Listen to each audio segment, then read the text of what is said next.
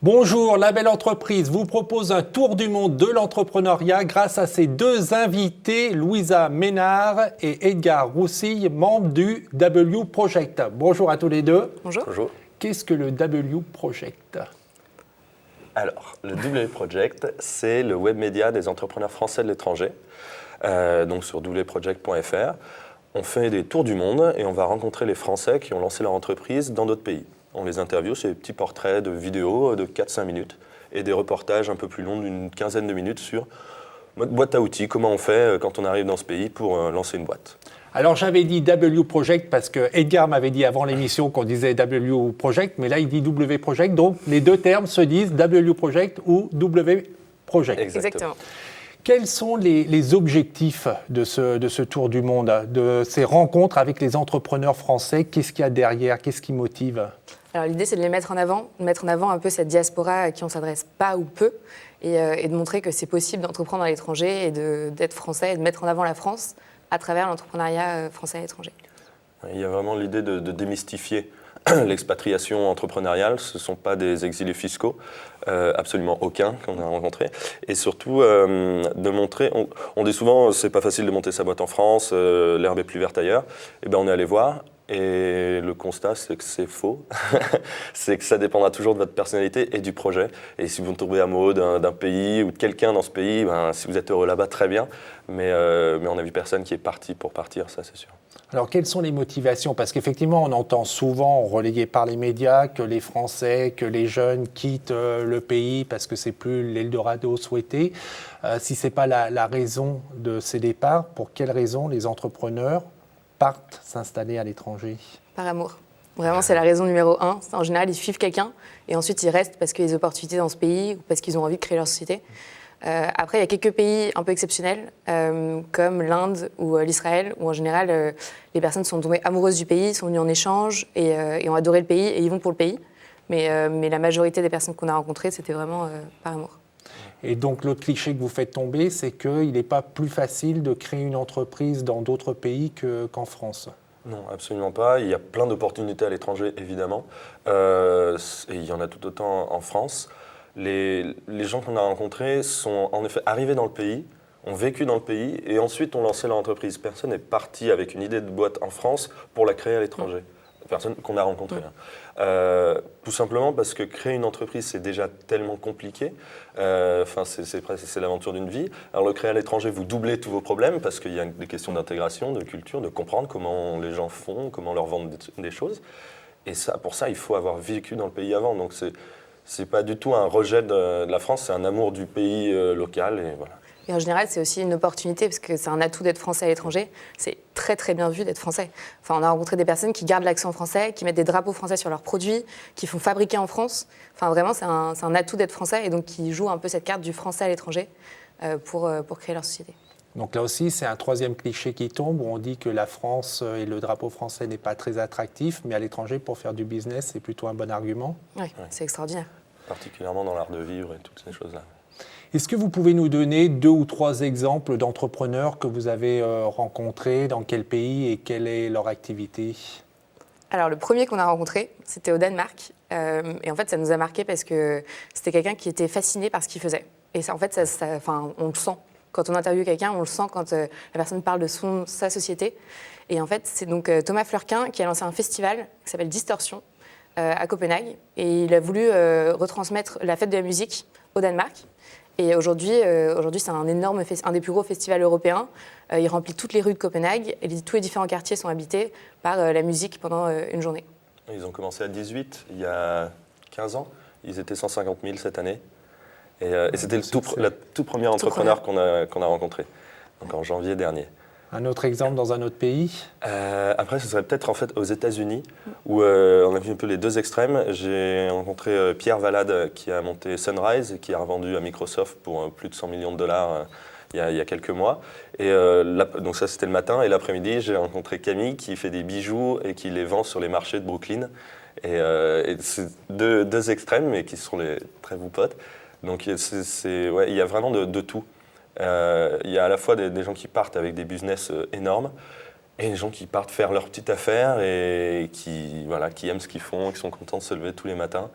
par exemple en Australie, Solveig ou une autre. Ouais. Qui fabriquait, par exemple, donc Solveig qui fabriquait tous ses produits art de la table en France et qui ensuite les revendait en Australie. Et en fait, elle était juste passionnée par ce qu'elle faisait. Elle adore créer et elle adore produire et elle arrive à vivre de sa passion. Mais elle n'a pas une ambition de créer un business, une multinationale. C'est juste, elle arrive à vivre de sa passion, elle en est heureuse et ça suffit. Au total, vous avez rencontré combien d'entrepreneurs ? Alors, on a dû en rencontrer 200, 300. Ouais. Alors ça, c'est sur l'ensemble du projet, parce qu'on peut peut-être préciser, en fait, il y a plusieurs équipes qui partent faire un tour du monde qui va durer en général 1 an. Exactement. Et que vous étiez de la 2e promotion. Exactement. Voilà. Nous, on se concentrait sur l'économie créative. Et en fait, on a rencontré énormément d'entrepreneurs. Et après, on a fait une centaine de portraits d'entrepreneurs. Juste votre équipe, l'équipe créative. Absolument. D'accord. Et les 2 autres équipes sont sur quelle thématique ? Alors Brice et Thomas, donc c'est les 2 fondateurs, sont partis en mars 2013, mars 2014. Eux, c'était assez généraliste, c'était la première année. Ils rencontraient tous les entrepreneurs français qu'ils pouvaient rencontrer. Nous, sur la 2e année, on était 2 équipes, donc nous sur l'économie créative et Ludovic et François sur l'économie sociale et solidaire. Et là, ils sont sur la route, ils vont arriver à Madrid. Là. Ils étaient en Amérique du Sud. Et l'année, donc en ce moment, on a 2 équipes qui repartent sur l'économie numérique en Afrique et sur l'entrepreneuriat féminin en Europe. Toujours des Français, évidemment. Donc à ce jour, les 3 premières équipes qui sont venues du terrain ont collecté à peu près 200 rencontres avec 200 entrepreneurs français à l'étranger. Exactement. Vous en avez rencontré combien personnellement ? Après, on en a interviewé en vidéo qu'on peut retrouver sur le site, 85. D'accord. Par exemple, les gens qu'on a rencontrés, tous les jours, tout le temps. Des entrepreneurs qu'on a rencontrés, ça doit être autour de 200 facilement.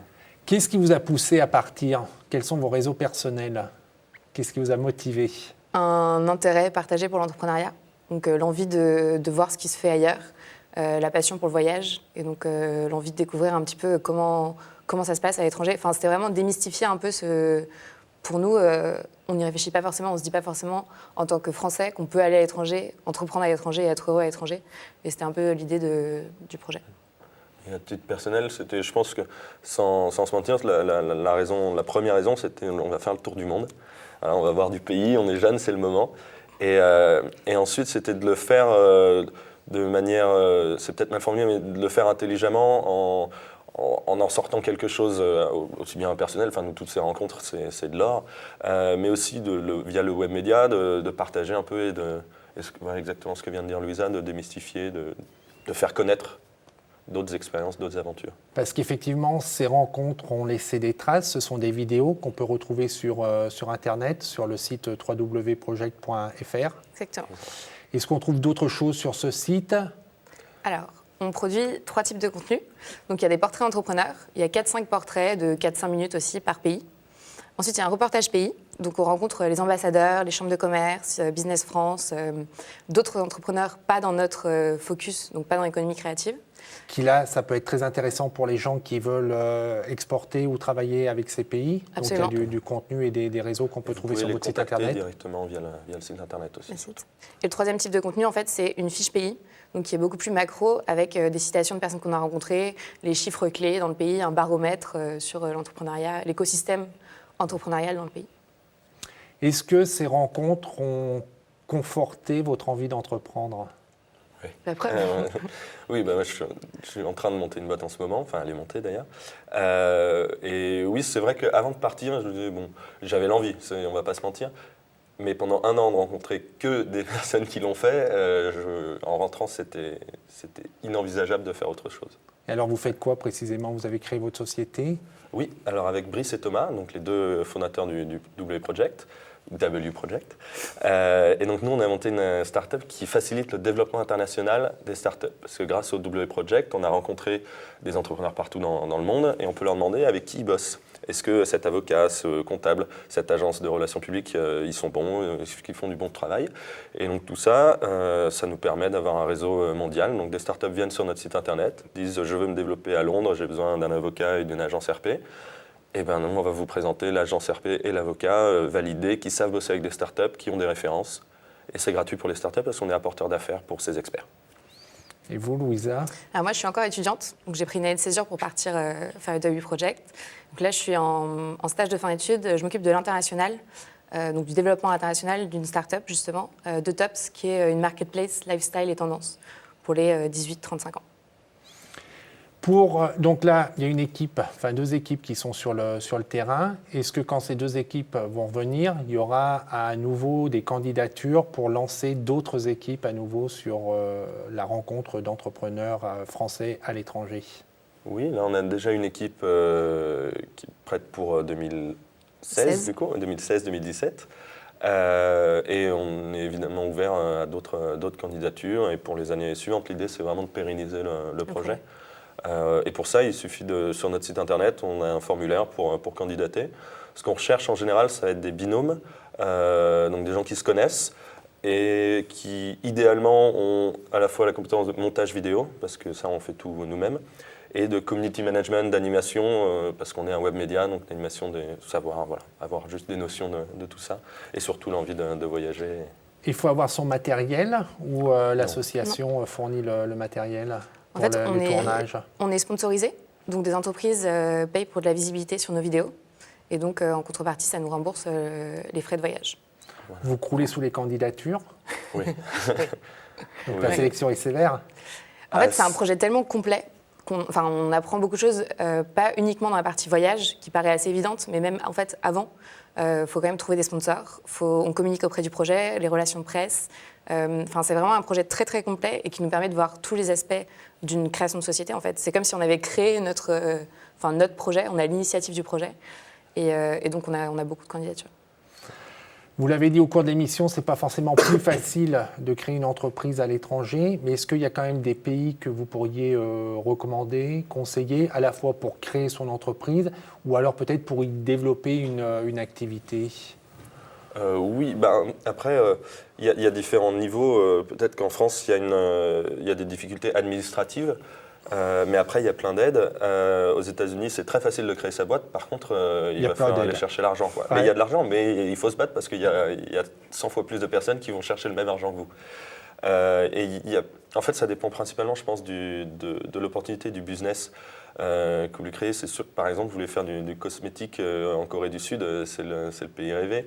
Vous voulez vous adresser au bas de la pyramide, allez en Inde parce que vous avez un marché immense. Honnêtement, il y a peu de pays où on va vous dire n'y allez surtout pas. Il y a plein de raisons d'aller dans plein de pays différents. Ça va vraiment dépendre de 2 choses, pour moi en tout cas. Je pense que tu seras d'accord, c'est la personnalité, votre personnalité, ce que vous êtes prêt à vivre dans ce pays, parce que on n'y part pas 6 mois quand on monte une entreprise. Et ensuite, c'est l'opportunité business. Est-ce que ce pays va être un bon marché pour votre business? Et ces conseils, par exemple, des pays plutôt spécialisés pour des secteurs d'activité, on les retrouve sur le site internet? Oui, évidemment. Ça ressort dans le reportage et dans les fiches pays. Est-ce que vous êtes tombé amoureux d'un pays? Et est-ce qu'il y a un pays où vous iriez entreprendre? Tous. Tous. Il faut choisir. Faut choisir, sinon c'est pas drôle. Moi, j'ai eu plus des coups de cœur pour des personnes. Parce que ce que j'ai vraiment appris du projet, c'était vraiment des personnes qu'on a rencontrées qui étaient fascinantes, inspirantes, et qui, ils ont une liberté, ils ont une envie d'entreprendre, de réussir qui est extraordinaire. Et moi, c'était plus les personnes qui m'ont, les coups de cœur, c'était plus pour des personnes plutôt que des endroits. Après, on a découvert, des endroits extraordinaires, que ce soit en Nouvelle-Zélande, en Corée, au Danemark ou au Brésil. Ouais, moi, après avoir fait le tour du monde, j'ai finalement monté ma boîte en France. Et ça s'est fait à peu près naturellement. En revanche, en coup de cœur pays personnel pour y vivre, vraiment tous. J'ai vraiment, à chaque nouveau pays, Louisa le confirmera, mais c'est génial ici, c'est trop bien. Et après, j'ai adoré peut-être le Danemark et l'Inde, ce qui n'ont rien à voir, mais j'ai adoré ces 2-là, principalement. Mais on est à l'âge aussi où on peut s'adapter à tout. Nous, on sort d'école de commerce, on a fait des échanges à l'étranger, des stages à l'étranger. Aujourd'hui, on pourrait vivre quasiment n'importe où. Et ça sera la dernière question, quel grand enseignement vous tirez de ce tour du monde, de ces rencontres? La leçon plus personnelle peut-être que vous tirez de cette belle expérience? D'oser, de surtout pas attendre. Il n'y aura pas de bon moment pour se lancer, quel que soit le projet, pas spécifiquement l'entrepreneuriat, mais juste si vous avez quelque chose que vous avez envie de faire, faut le faire. Enfin, faut au moins commencer à réfléchir et pas se dire je vais y réfléchir dans 2 ans. Maintenant, c'est pas le bon moment, tout ça. C'est ce que vous disiez les entrepreneurs, c'est ce qu'ils vous disaient. Tous, on n'a pas attendu. Si j'avais attendu, je l'aurais peut-être pas fait. Et en fait, j'étais pas prêt pour le faire, mais je pensais pas être prêt. Et au final, je l'étais. Alors bien sûr, c'est jamais évident. Il y a toujours tout plein d'obstacles. Et ça peut prendre plus ou moins de temps, mais s'il y a un truc, surtout en plus à nos âges, où on n'a pas... Rien à perdre. Voilà, exactement. Et vous, Louisa, le grand enseignement? Je pense que oser, et surtout oser aller rencontrer les gens. Parce que je pense que c'est en échangeant, en rencontrant des gens inspirants, en partageant des choses qu'on peut être mis en relation, qu'on peut avoir justement un feedback sur son projet, qu'on peut, enfin tout ce genre de choses. C'est vraiment oser et aller à la rencontre des autres.